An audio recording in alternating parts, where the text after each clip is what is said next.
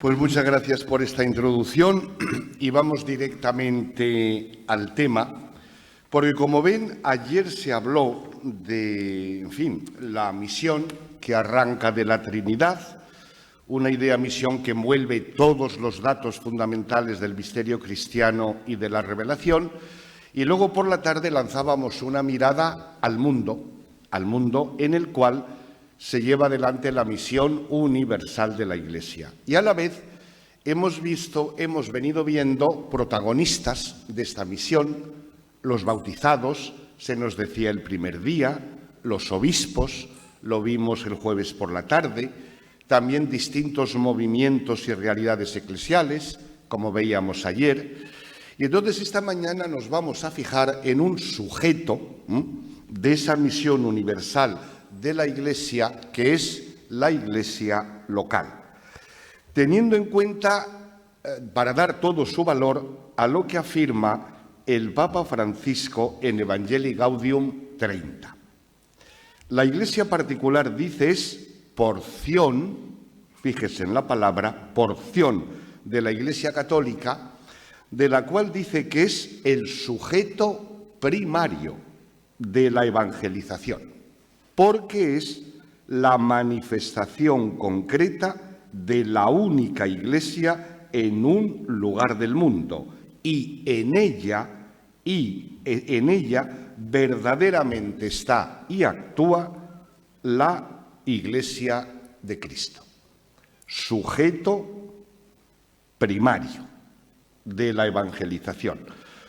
Por tanto, está llamada a realizar esa conversión pastoral y misionera, ¿no? Yo les digo, para que vean la convicción que yo tengo en este tema, que yo suelo decir que el futuro de la Iglesia de Jesucristo depende de la solidez y de la consistencia de las iglesias locales. Por tanto, las iglesias locales tienen que recuperar permanentemente su convicción y su identidad. Y concretamente esta intervención y en este congreso arranca de una doble paradoja que a mí me parece que obliga a pensar para superar la situación de impasse de esta doble paradoja. Por un lado, la eclesiología del siglo XX ha redescubierto y recuperado la importancia teórica y el protagonismo práctico de las iglesias locales. De este modo ha imprimido una inflexión en la eclesiología. Bien, ha recuperado la importancia teológica de la Iglesia local. Pero a mí me sorprende que en esta revalorización no se ha destacado el origen de esa Iglesia local.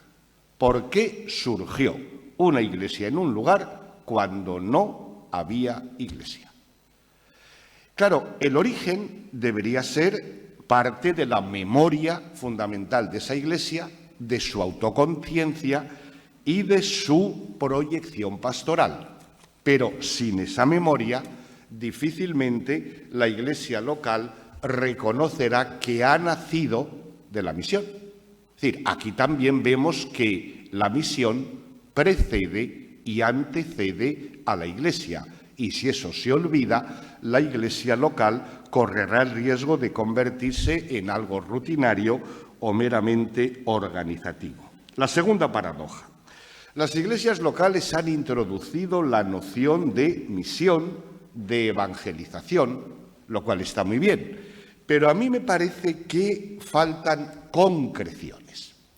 Es decir, la iglesia local, que da tanta importancia a la misión y a la evangelización, se pregunta, de hecho y en lo concreto, cuáles son las fronteras, las orillas y las barreras que tiene que saltar, y valora a las personas en cuya biografía se hace realidad el carisma de saltar barreras, porque si no, la idea de misión, de evangelización, queda en lo abstracto y en lo genérico. Y desde ese presupuesto resulta imposible que la pastoral de la misión Adyentes forme parte del núcleo y del corazón de la Iglesia local, que a mi modo de ver es uno de los factores o virus que dificultan la real dinamicidad de la pastoral misionera de las iglesias locales, porque el aspecto ad gentes queda en la penumbra, ¿no? Bien. Esto, claro, es producto de una historia, ¿no? Los condicionamientos de la historia han producido una visión eclesiológica en la cual se tiene, podemos decir, una visión universalista de la Iglesia y una visión unitaria de la Iglesia, de hecho, identificada con la Iglesia de Roma o con el Papa. Esto, evidentemente, es una perspectiva diferente de la que tuvo lugar en el primer milenio, sobre todo en la tradición oriental, donde se hablaba con más normalidad de las iglesias. Sin embargo, en el mundo occidental ha sido privilegiado el singular la iglesia, olvidando que la iglesia no existe en abstracto, existe en las iglesias concretas. Este proceso, evidentemente, ha sido provocado por determinados factores, yo ahí los indico, aquí no me detengo, pero también ha tenido una repercusión en el campo que llamamos específicamente misionero, porque todo ese enorme y heroico y sacrificado esfuerzo de la acción misionera moderna tenía en el centro de sus objetivos trasplantar un tipo, un modelo de iglesia, el occidental latino, a otros lugares, a otros continentes y a otras culturas. Sintetizándolo en una frase que yo creo que es comprensible, lo decía un historiador protestante. San Pablo fundó iglesias, nosotros fundamos misiones. Las misiones quedaban un poco en la periferia, y si ya un teólogo ortodoxo como Schmemann podía decir que la Iglesia católica daba la impresión de ser una inmensa diócesis gobernada por el Papa, del cual eran delegados los obispos, esto en el campo de la visión universal y mundial de la Iglesia provocaba que las misiones quedaran como entidades eclesiales de inferior categoría, no plenamente desarrolladas, lo cual evidentemente no convencería nada, como decía, a San Pablo, ¿no? En el siglo XX se han producido una serie de factores que han permitido reencontrarse con el sentido teológico y con la experiencia práctica de lo que es una iglesia local. Solo voy a mencionar dos factores, aquí menciono más, pero uno de ellos es la mirada al Nuevo Testamento, al testimonio neotestamentario, y sobre eso volveremos después.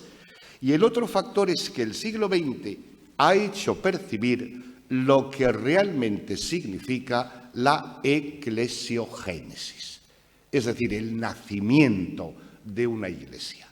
El jueves nos hablaba algún obispo de Chad que conocía a los primeros cristianos de un lugar. Nace la iglesia. Y ahí está la gran intuición profética de Máximo Niluz, cuyo centenario celebramos y ha dado motivo a este congreso, clero nativo. Pero cuando decía clero nativo desde su óptica eclesiológica, lo que estaba queriendo decir es que hay iglesias jóvenes, y ya utiliza la expresión, ya no habla simplemente de misiones, habla de las iglesias jóvenes, que necesitan que esa realidad eclesial se haga vida y carne en la experiencia creyente de gente de ese lugar, para que de este modo la diócesis, la iglesia en aquel lugar, pueda tener auténticamente consistencia, ¿no? Y gracias a ese tipo de intuiciones proféticas, como la de Benedicto XV en la Máximo Niluz, se ha marcado el camino, la orientación a esa realidad que todavía, yo creo, no hemos sacado ni el jugo ni las consecuencias de una iglesia mundial, en la cual la catolicidad de la iglesia se realiza en la multiplicidad de iglesias locales. Por tanto, vemos que la historia ha condicionado y al mismo tiempo la historia va imponiendo nuevas perspectivas y el discernimiento pastoral, también del magisterio de la Iglesia, va marcando el camino, como en aquel momento Benedicto XV, de tal manera que esto ha eclosionado en el Vaticano II, que es el horizonte de un nuevo paradigma. Pero un nuevo paradigma, como vamos a ver, cargado de ambigüedades, ¿no? Porque el Vaticano II evidentemente toma nota de que la Iglesia se encuentra en una nueva situación histórica. El periodo de cristiandad ha quedado atrás, por eso es lógico que la idea de evangelización aparezca con mayor importancia en el Vaticano II, aunque con una insuficiente, a mi modo de ver, insuficiente tematización, ¿no?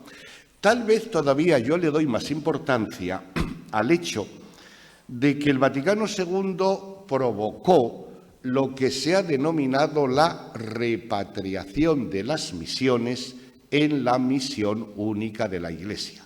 La misión es de Dios. La misión es del Dios trinitario. Se nos hablaba ayer por la mañana y si ustedes leen el capítulo primero de Lumen Gentium y de Ad Gentes, verán que ese es el esquema. El misterio de Dios, en el fondo podríamos decir que el misterio de Dios es el ejercicio de la misión de las personas trinitarias. La Iglesia no tiene misión. La Iglesia acoge como propia y en actitud de servicio esa misión que arranca de Dios y que se dirige a la humanidad entera, ¿no? Y la misión que asume la Iglesia como proyección de lo que significó Pascua y Pentecostés, esa misión se va realizando de modos diversos en función de las circunstancias y ahí, en una de esas modalidades, se encuentra lo que solemos llamar misión ad gentes, que es un aspecto que evidentemente no debería ser olvidado, como vamos a seguir viendo. El Vaticano II, como digo, opta por una perspectiva de el singular, la Iglesia.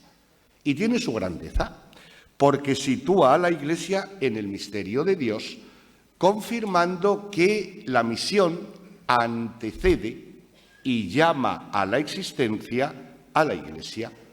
Ahora bien, si se opta por esa perspectiva unitaria del singular Iglesia, las iglesias quedan siempre en un segundo lugar.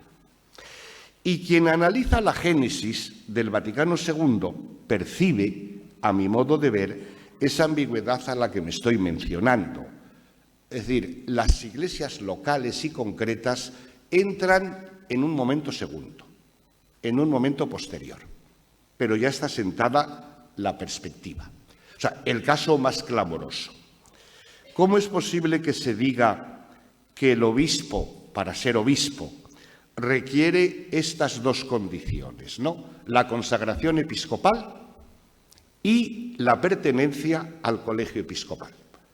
Y uno dice, hombre, pero ¿cómo es posible que no aparezca la referencia del obispo a la Iglesia cuya Eucaristía él preside? ¿Cómo se puede hablar de un obispo en el sentido pleno de la palabra sin la presidencia de la Eucaristía, que es lo que hace que esa Iglesia sea Iglesia? La relación del obispo con su Iglesia queda muy en segundo lugar. Y para que vean la diferencia, les voy a leer un texto que curiosamente se encuentra en el primer documento importante aprobado por el Vaticano II, Sacrosanctum Concilium, en el número 41, dice: la principal manifestación de la Iglesia, subrayo, la principal manifestación de la Iglesia tiene lugar en la participación plena y activa de todo el pueblo santo de Dios en las mismas celebraciones litúrgicas, especialmente en la Eucaristía, en una misma oración, en un único altar que el obispo preside rodeado de su presbiterio y de sus ministros. Aquí tenemos una auténtica eclesiología. Una eclesiología eucarística que afloró en Sacrosanctum Concilium, pero que luego, al desarrollarse Lumen Gentium, se adoptó otra perspectiva. Con lo cual esto quedó ahí aleteando y un poco en segundo lugar, ¿no? Recuerden también Christus Dominus 11, donde define la diócesis un poco en esta línea, dice, es una porción del pueblo de Dios que se confía a un obispo para que la paciente con la colaboración de su presbiterio, así unida a un pastor que la reúne en el Espíritu Santo por medio del Evangelio y la Eucaristía, constituye una iglesia particular. En ella está verdaderamente presente y actúa la Iglesia de Cristo. Fíjense que dice porción, porque inicialmente el documento previo decía parte. La diócesis es una parte de la Iglesia. No, es una porción. Es decir, la analogía más adecuada tal vez sería la de la célula. La célula está en un organismo, pero no es simplemente una parte, porque si la desgajas, se muere. Y aquí lo importante es que se potencien uno y otro, ¿no? Lumen Gentium 13, por ejemplo, tiene otra formulación de las que más se han repetido del concilio que dice, hablando de las iglesias particulares o locales, dice, en ellas y a partir de ellas existe la Iglesia Católica, la cual es el cuerpo de las iglesias. La Iglesia Católica es el cuerpo de las iglesias, porque la Iglesia Católica no existe en ningún ámbito más que en y desde las iglesias locales. Los números 13 y 17 de Lumen Gentium, hablando del pueblo de Dios y de la catolicidad de este pueblo, dice que la Iglesia se extiende por todo el mundo, va asumiendo las cualidades, las riquezas y las costumbres de los pueblos, de modo que dentro de la comunión eclesial existen legítimamente las iglesias locales, se enriquecen unas con el don de otros y dice, ellas van siendo plenamente formadas cuando pueden continuar la tarea de anunciar el Evangelio. Y es sobre todo el decreto Ad Gentes, un documento que yo creo que desgraciadamente ha sido poco estudiado en muchos ambientes porque quedaba para los misioneros, ¿verdad?, cuando en realidad 50, 60 años después del Vaticano II descubrimos la enorme actualidad de ese documento. Ahora se ha puesto muy de moda decir, el Papa y antes determinadas conferencias episcopales, que la acción misionera debe ser el modelo y el paradigma de toda acción pastoral. Para entender eso no queda más remedio que ir a Ad Gentes 2 y 3, porque ahí se cuenta lo que es la acción misionera. Y es muy elemental el testimonio de vida que interpela e invita, suscita el anuncio, hay una convocatoria de gente, se crea la asamblea cristiana, va creciendo. Tenemos la iglesia local que surge de ese proceso. Pero lo que me parece importante para nuestro tema es que dice Ad Gentes 20, hablando de las iglesias jóvenes.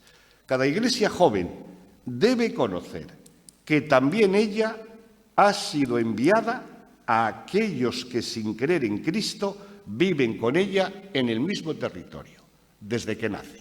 O sea, pensar la hipótesis, ¿no?, de una iglesia que nace y dice, bueno, vamos a ver que madure un poco y después se encargará de la tarea evangelizadora. Eso ya no es la iglesia. Es como si dijéramos, tengo aquí algo que a ver si poco a poco se hace blanco y resulta que es leche. Mire usted, si es leche, es blanca desde el principio.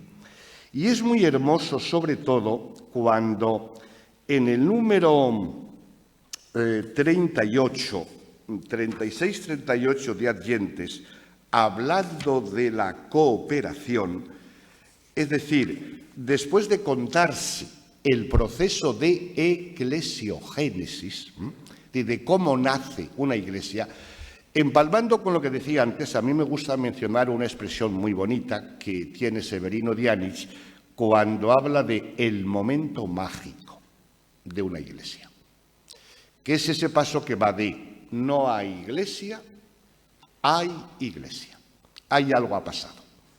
Ese es el momento mágico, ¿no? Ese es el inicio del proceso de eclesiogénesis que conduce a que toda iglesia se vaya incorporando a la evangelización universal. Porque dice, el proceso se consuma cuando se da la inserción en la communio ecclesiarum, porque es entonces cuando realmente la iglesia ha nacido. La comunión de iglesias. Fíjense que hoy es una expresión tan común en el ámbito de la teología, ¿no? La comunión de iglesias, pues recuerden que el único lugar del Vaticano II en el que se utiliza la expresión es cuando esa iglesia joven, recién nacida, se encarna en la comunión de iglesias de cara a la evangelización del mundo. Porque, con razón decía Rahner, creo yo, que a partir del Vaticano II la Iglesia es una Iglesia mundial. Es decir, primero la Iglesia nació como judía, después se hizo occidental y latina, pero ahora ya no. Y claro, la catolicidad de esa Iglesia mundial se va realizando mediante el protagonismo de las distintas iglesias locales. Evidentemente, somos conscientes de que gran parte de las tensiones, conflictos, problemas de la Iglesia posconciliar se encuentra en este punto, ¿no? En la relación entre el singular y el plural de la Iglesia. Evidentemente, problemas va a haber siempre, ¿verdad? Pero la dinámica de la vida eclesial reclama que las misiones son iglesias. Y como son iglesias, tienen cualquiera de ellas la misma dignidad eclesiológica que la Iglesia de Madrid, la de Burgos, la de Chicago o la de Colonia. Y por tanto, tienen responsabilidad en la Iglesia mundial, la cual, precisamente si la catolicidad se va realizando, requiere ese modelo que el Papa Francisco repite tantas veces del poliedro, para respetar la variedad, la diversidad. Recuerden, por ejemplo, que en el mismo Concilio Vaticano II, los obispos melquitas, es decir, de la tradición oriental, en un momento determinado, en el aula conciliar se levantaron para decir, y sepan ustedes que la Iglesia latina no puede identificarse con la Iglesia de Jesucristo, porque nosotros, que no somos Iglesia latina, somos Iglesia de Jesucristo. Claro, si eso sucede respecto a la tradición oriental, pues pensemos el futuro, dentro de 200 años, 300 años, esta transición que estamos viviendo de una Iglesia de Jesucristo de impronta occidental a una Iglesia realmente católica, en la cual cada Iglesia tiene, claro, el problema, como sucede tantas veces en el ámbito de la Iglesia, es cuando estas cuestiones se plantean desde el punto de vista del poder, de la búsqueda de poder o de competencias. Cuando el Papa Francisco reivindica la importancia de la sinodalidad, en el fondo es pedir que todos sean sujetos de la evangelización, pero desde el criterio de la misión. Es decir, es el servicio evangelizador a nivel mundial el que reclama que vivamos en sinodalidad. Vemos en el Vaticano II, por tanto, esta ambigüedad entre cierta herencia del mundo del pasado y a la vez cómo está pugnando por abrirse camino una nueva experiencia y unas nuevas necesidades, ¿no? Esto que se ve en el Vaticano II, si uno lanza la mirada al Nuevo Testamento, es cuando descubre la frescura del dinamismo misionero. Porque cuando leemos el Nuevo Testamento, uno se pregunta, ¿en el Nuevo Testamento qué encontramos? ¿Textos o vida? Es decir, ¿el Nuevo Testamento son simplemente crónicas de un pasado o son el reflejo de una eclesiología vivida y una eclesiología narrativa? Porque debajo de cada documento del Nuevo Testamento hay una iglesia que se encuentra en ese momento mágico, en el cual está abriéndose camino, está consolidándose, está incorporando nuevos miembros con sus conflictos, con sus insuficiencias, de tal manera que yo creo que podríamos decir que el Nuevo Testamento es un documento misionero, por cualquier parte que lo mires. Si uno intenta descubrir la vida que hay debajo de esos textos. Nos cuentan la historia de Jesús, pero incluso esas comunidades que cuentan la vida de Jesús están reflejando su propio proceso de eclesiogénesis. Y en las cartas de los apóstoles, pues muchísimo más, ¿no? De tal manera que aquí vemos de nuevo que la misión precede a la Iglesia. Si leemos el libro de los Hechos de los Apóstoles, en el fondo es la historia de esa misión en ejercicio. El momento en el cual la Iglesia, predicando el Evangelio y movida por el Espíritu, va generando nuevas iglesias, desde la alegría pascual y desde el acontecimiento pentecostal que generan ese dinamismo. Y por eso, por ejemplo, en Hechos 8:4, a raíz de la persecución, muchos discípulos se dispersaron e iban por todas partes predicando la palabra. Empieza el momento mágico.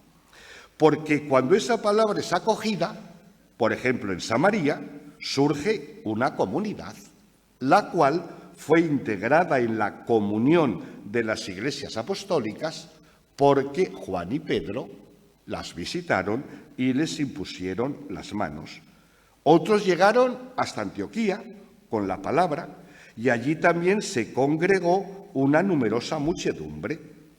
Y entonces se dice, la Iglesia o las iglesias, según manuscritos, se fortalecía y se expandía por toda Judea, Galilea y Samaria.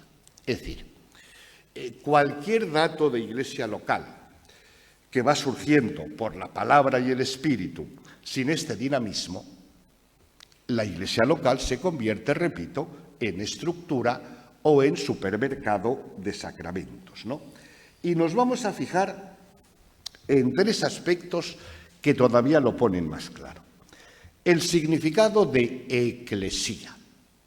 Es curioso que el grupo de seguidores de Jesús se atribuyeron un nombre, eclesía, que procede del mundo político griego, es decir, era la asamblea de los ciudadanos de la polis, ¿no?, a la cual añaden un elemento teológico, celebración de la convocatoria de Yahvé, etcétera, ¿no? Bueno, cuando recoge esta doble herencia, ¿no?, aquel grupo de seguidores de Jesús para designarse a sí mismos, porque no tenían ni nombre, fijémonos en lo que significa la palabra eclesía, ¿no?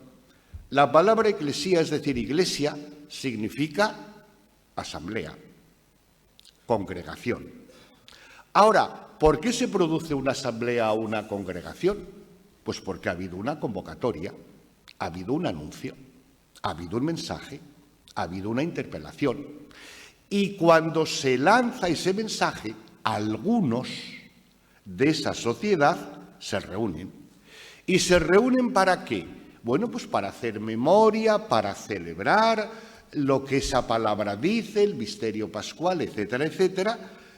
Hay algo que motiva la reunión y a la vez esa reunión de esa asamblea acaba de tal manera que los congregados descubren que son de nuevo enviados al ambiente pagano, gentil, de aquella región. Es decir, este es el sentido originario, vivo, elemental, fresco, de lo que es una iglesia que nace. Y ahí, como ven, anuncio. O sea, el testimonio de alguien que luego comunica, yo vivo así porque creo esto en nombre de Jesús, que se nos decía ayer, etcétera, etcétera, ¿no? Y eso es el origen de la convocatoria. Y la convocatoria ciertamente es una celebración gozosa, festiva, pero en esa sociedad se ha introducido la quiebra de un protagonista histórico nuevo, la Eclesía de Jesucristo. De tal manera que en ese contexto pagano hay un sujeto histórico nuevo. Entonces, la Iglesia que nace así no es intrínsecamente misionera desde su raíz. Y uno se pregunta, ¿las iglesias de vieja cristiandad qué capacidad tienen para recuperar esta experiencia sin la cual la idea de iglesia queda realmente en teoría, ¿no? Sin embargo, el mismo nombre, es decir, el término con el cual la designamos, está poniendo delante esa experiencia de que la iglesia es, desde su origen, una convocatoria para el envío. Y si vemos Pentecostés, pues nos damos cuenta de que Pentecostés, con razón dice el Papa, ¿verdad?, que cada vez que celebramos Pentecostés, estamos celebrando el cumpleaños de la Iglesia. Porque de algún modo la Iglesia nació en Pentecostés, ¿no? Porque según el relato de Lucas había partos, medos, elamitas, cada uno con su lengua. Bien, eran judíos, pero cada uno con su lengua, y esas lenguas eran el reflejo de la humanidad dividida. Claro, el Evangelio aporta un elemento de reconciliación y de reunificación en esa humanidad dividida y dispersa, ¿no? Pero a mí me parece que lo importante es ver que eso la Iglesia lo va a realizar pasando a los otros, para nacer desde los otros. La Iglesia de Jesucristo no puede renunciar a este dinamismo que la lleva a hacerse presente entre los partos, entre los medos, entre los elamitas, de tal manera que ahí surge una iglesia con el rostro de los medos, de los partos, de los elamitas, de los vietnamitas, de los de Laos, de los del Congo. Claro, la historia de la iglesia es Pentecostés. Y ahí vemos cómo el nacimiento de la iglesia brota del empuje previo de la palabra y del Espíritu, ¿no? De tal manera que de un modo muy hermoso podían decir los santos padres, Ireneo, Agustín, que en Pentecostés estaba ya presente la Iglesia que habla todas las lenguas. Es decir, respetando la diversidad, la pluralidad de lenguas, introduce un elemento de unidad, de comunión, que es la catolicidad. De tal manera que la Iglesia no puede nunca dejar de celebrar Pentecostés en todo su pleno sentido, porque además luego, si uno sigue leyendo Hechos de los Apóstoles, uno ve que evidentemente Hechos de los Apóstoles puede ser considerado como el Evangelio del Espíritu Santo, ¿verdad?, porque es una sucesión permanente de Pentecostés, ¿no? Y claro, la Iglesia únicamente vive en este dinamismo de Pentecostés. Y si vemos a San Pablo y el protagonismo de sus iglesias, queda patente, ¿no? Porque San Pablo está movido por la fuerza del Evangelio que lo arrastra. Es decir, el Evangelio que está buscando un portavoz o un altavoz, ¿no? Y por eso San Pablo dice, no me avergüenzo del Evangelio, que es poder de Dios para la salvación de todo el que cree. Y llega a decir una frase que yo la primera vez que me fijé en ello me dejó bastante perplejo. Porque al principio dice uno, pero ¿puede decir esto? Porque dice a los corintios, porque no me envió Cristo a bautizar, sino a evangelizar. Como diciendo, lo primero es lo primero. A anunciar y hacer presente esa fuerza del Evangelio. Y todo lo demás vendrá después, ¿no? Y claro, él se identifica hasta tal punto con eso que se siente apóstol de los gentiles, pero apóstol de los gentiles porque él quiere estar presente y es su timbre de gloria en los lugares donde aún no había resonado el Evangelio. Y concretamente Pablo se mueve en 4 provincias del Imperio Romano, Galacia y Asia, por un lado, Macedonia y Acaya, por otro. Ciudades cosmopolitas, multirreligiosas, multiculturales, etc.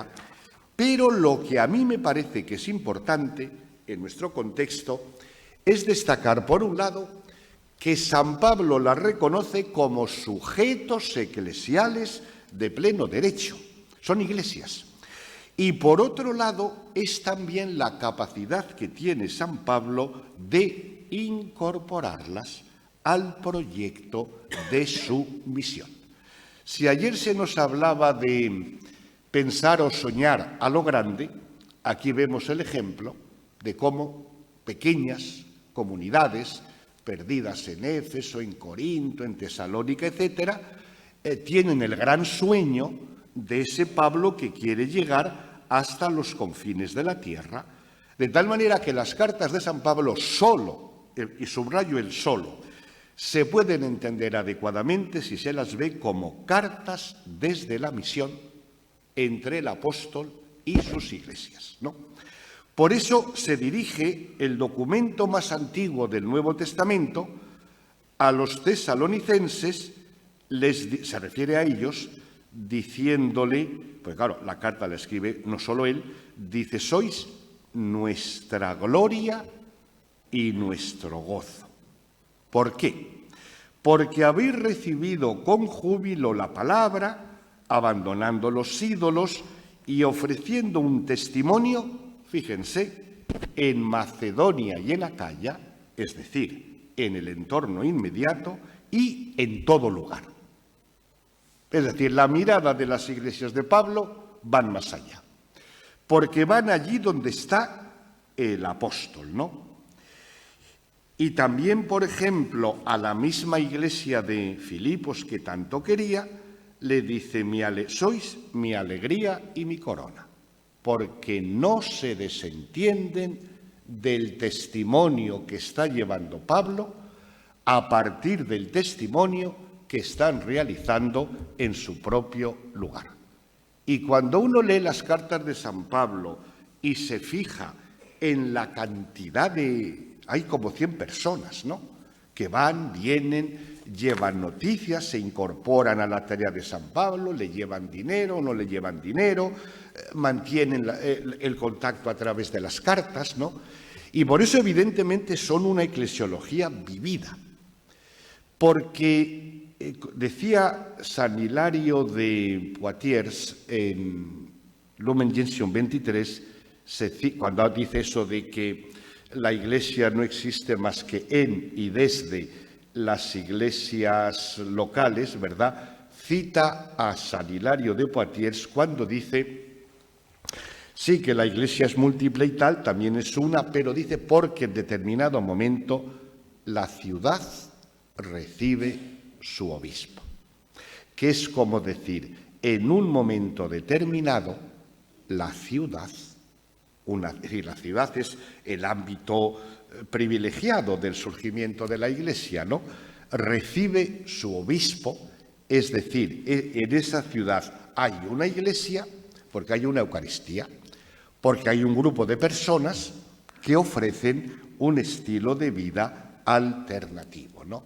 De tal manera que en el caso de San Pablo, en medio de todas las tensiones, porque es que las tensiones nunca han dejado de existir, ¿verdad?, en el ámbito de la Iglesia, pero esta dinámica resulta absolutamente clara en el caso de San Pablo y vemos que esas iglesias surgen porque ha habido un misionero, Pablo, que ha venido de fuera y que en esa ciudad ha hecho presente la Iglesia, y eso que nace vive de y para esa dinámica, porque en caso contrario bloquearía la fuerza de la palabra y la fuerza del Espíritu, ¿no?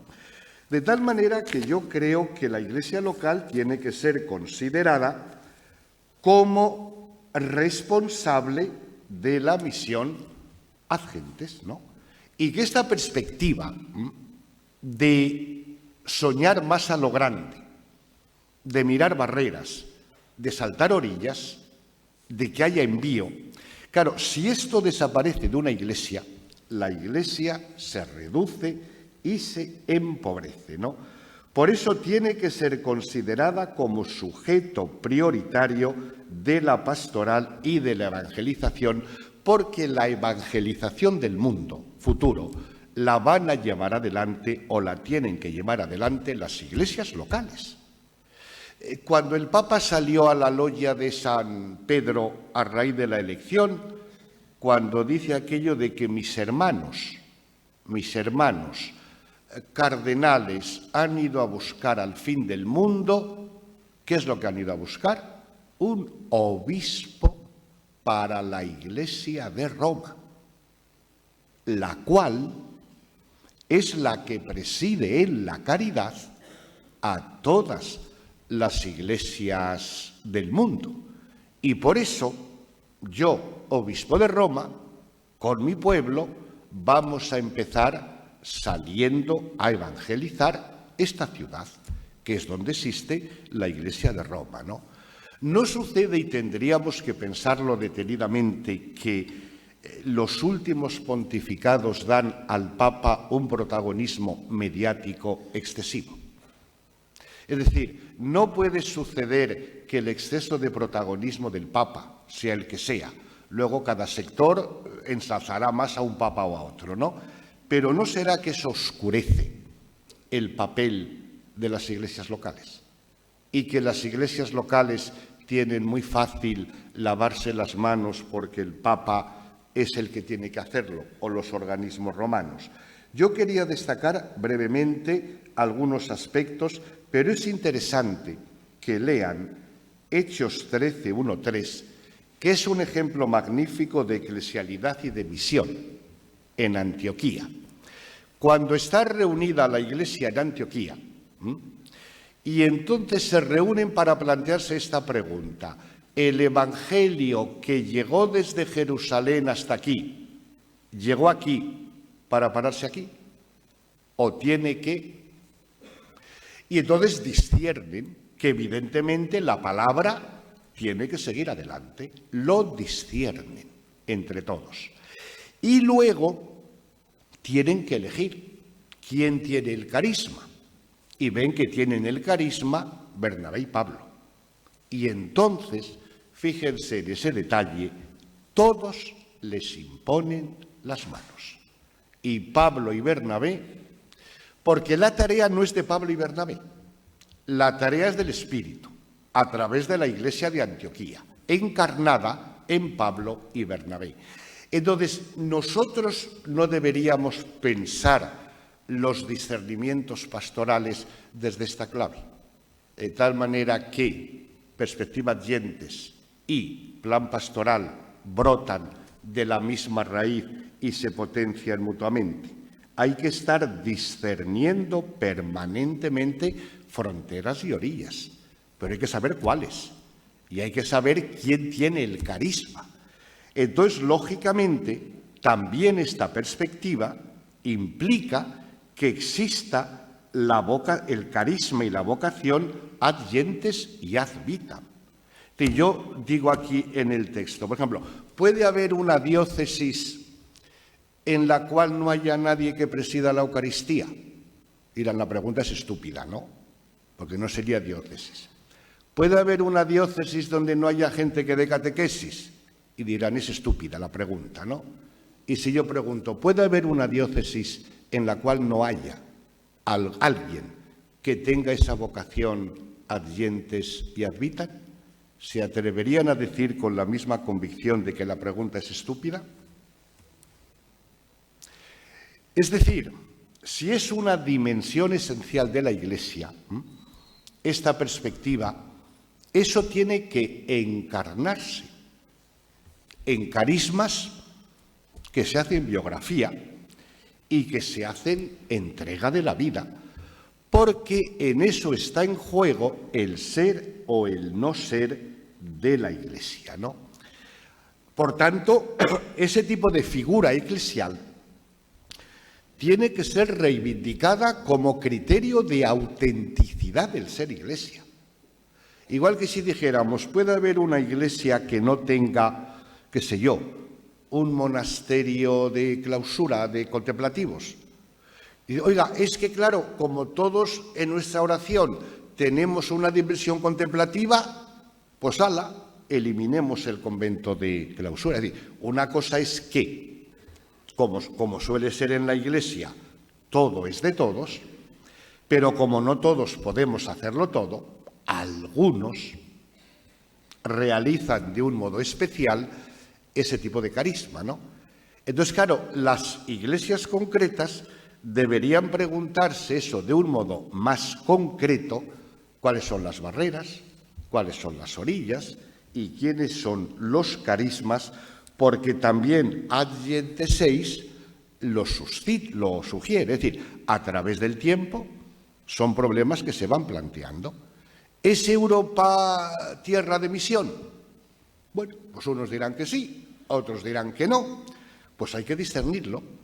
Pero ese tipo de desplazamientos de orillas, de barreras, de fronteras, se producen permanentemente.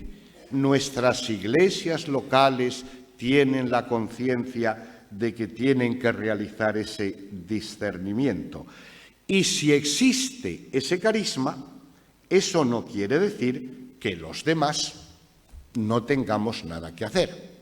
Yo aquí hago una advertencia sobre el sentido de la cooperación como participación de todos en la misión, porque la palabra cooperación, por un lado, está muy bien, pero también puede haber ahí una trampa.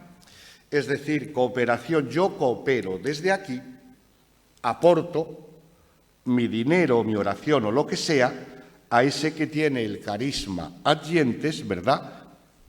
Es que la perspectiva tenía que ser el descubrir que cada uno está de ese modo participando en la tarea que es de todos, como aquellos que impusieron las manos a Pablo y a Bernabé, ¿no? Y en ese sentido es donde yo creo, ¿verdad?, que la cooperación misionera habría que, claro, potenciarla, pero desde las claves adecuadas, lo mismo que la animación misionera.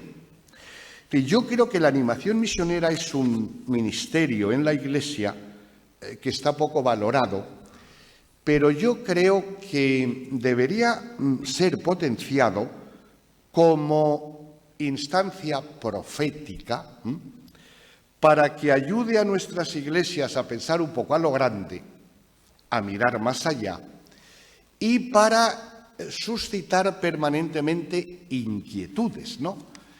Y las mismas obras misionales pontificias tienen que insertarse en todo este proceso.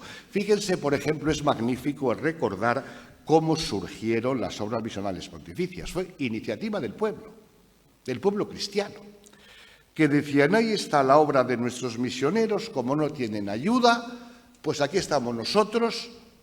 Y yo creo que ese protagonismo del pueblo cristiano en la cooperación necesita una formación, una animación permanente y sistemática. Porque lo que está en juego, vuelvo a repetir, no es el futuro de las misiones, es el futuro de la Iglesia. Y el futuro de la Iglesia se juega en este momento en el cual estamos avanzando hacia una Iglesia auténticamente mundial, en la cual la responsabilidad de todos, y especialmente de las iglesias locales, pues es más urgente y más necesaria que nunca. Pues muchas gracias.